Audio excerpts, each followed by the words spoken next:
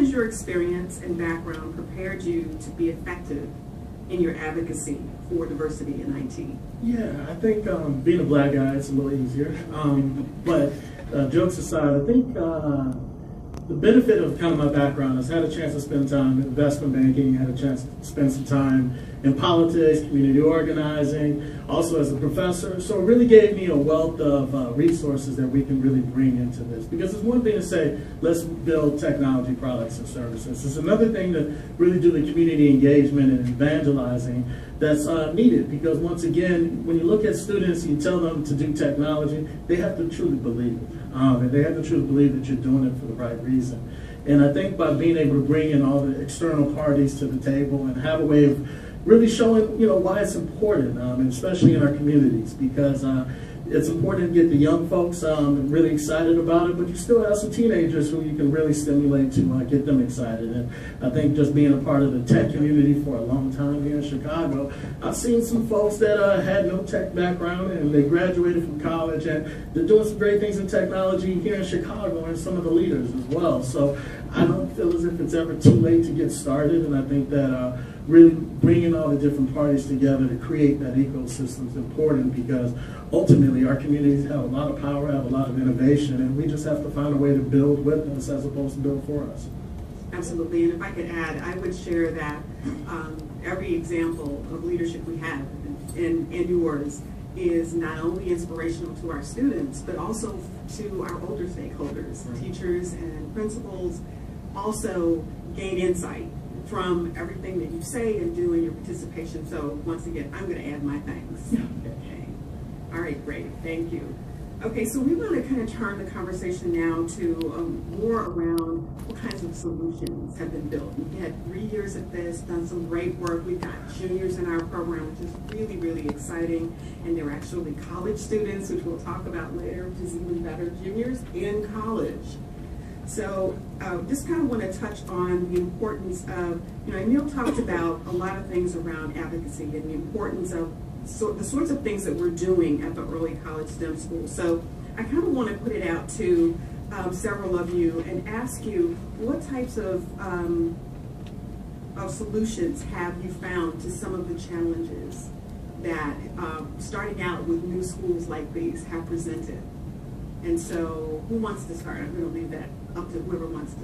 I mean, I can mention one. I mean, Jerry and I were just in Matt Blakely, we were just talking about, I think Emil said that part of it is, as a student, being able to just get exposure to things. And I think that has been a key for us, is really looking at, over the past 3 years, how can we continue to expose students to the careers that are out there, but more importantly, just experiences of going to a building downtown and seeing what people do and seeing all the different careers that Jerry talked about. And so one of the solutions, I mean, and I hope this is what you mean, but one of the solutions that we've all done as corporate partners is we've had site visits to various corporations and colleges around Chicago, just to show students the different opportunities that are available. And those have been so tremendous, and really seeing the growth in the students and how their continued exposure to different workplaces and colleges has changed them is truly unbelievable. We just had an 11th grade class in not too long ago, and I remember back to when they were in 9th grade, and some of it's just maturity, but not really engaging, not really as involved in the process. And now, I mean, we did a site visit at Razorfish where they built a social media strategy, and I mean, Razorfish they did everything that Razorfish had thought of. So I mean, it's really incredible to see how that just exposure can change, their viewpoints over time. So that's one, I would say the site visits are one solution. Great. Who else wants to take a stab at that? Kelly. Yeah, at Lakeview, some of you may know we have a new principal this year, so it was, I won't go into too much of it, but it was a little bit of a starting over, and Principal Grins is absolutely fantastic, and we're thrilled with that. So we tried a couple new things this year, and I think, as Stephanie said, everybody has pretty much done the site visits and bringing the students into our places and other places to a greater or lesser degree. But two things that we did, which was brand new this year, was we brought in, I think it was 7 members of our Microsoft team, and we were at Lakeview all day on a Saturday when they were having the parent-student tours for the incoming I know there's a special name, I forgot what the name is, but when the prospective students and parents, open house, that's it. Okay, so we were there all day. We had a Microsoft cool room set up with all kinds of gadgets and gizmos and stuff like that. And you know, the parents come in and they know there's a Microsoft connection, but they don't know what it means. And then they bring not just the rising 7th and 8th graders, but they also bring the little ones. And in some cases, you saw some grandparents. And so suddenly they started seeing us, and we talked to them, and it was very casual. It was as they were dropping in. And I think that really helped the principal tell the story of Lakeview. And it really helped us understand what the community and the neighborhood is all about that Lakeview represents. The second thing we did, and I'll do this quickly, is we partnered with the Illinois Science and Technology Coalition to do a STEM challenge. So we have 75 students, so it's the first time doing it. We're right in the middle of it, so it's going well, but you know, we'll evaluate it when we're done. We have 75 students working with us and with the Illinois Science and Technology Coalition and the computer science teachers on analyzing what's going on with water at the City of Chicago and looking at how do you use water in a more efficient way. What are some of the challenges? We brought out people from the city. We brought out people from the Army Corps of Engineers. So we're trying to get that integrated into the curriculum and figure out if, and then there'll be a competition. It's a challenge. So somebody will end up winning a prize and so forth.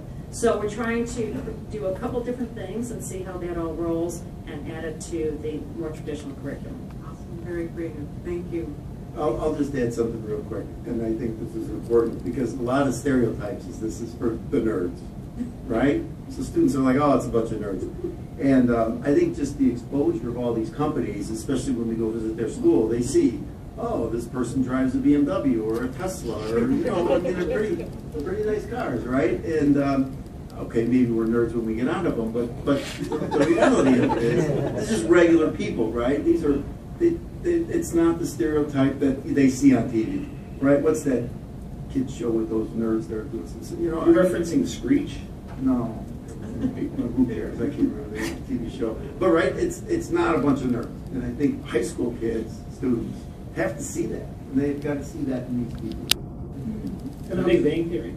Big Bang The Big Bang Theory. The Big Bang, right. It's a horrible show for this business. Yeah, and I'll just add something quickly. You know, one of the things that we have the benefit of is we're not school, we're not work, so it's someplace different. And so a lot of the students, they come in and they put their, I guess, it reduces their anxiety, right? Because they don't feel like they're being graded, and they also at the same time don't feel as if they're being judged as much, and they have the fun things as well. So I think that as a complement to everything that the schools are doing, it ends up being pretty powerful, because then we can do the fun things and we can do the other things that make it relevant. So it could be everything from us bringing Jay-Z and Kanye West, audio engineer, to talk about technology the entire time, and that's relevant. And all of a sudden, he's talking about Google Glass, where it's not the same as coming from someone else. So those kind of things are powerful, and really doing the other things with the 3D printing and other cool things with different motion reacting type of platform. So makes it fun. That sounds great.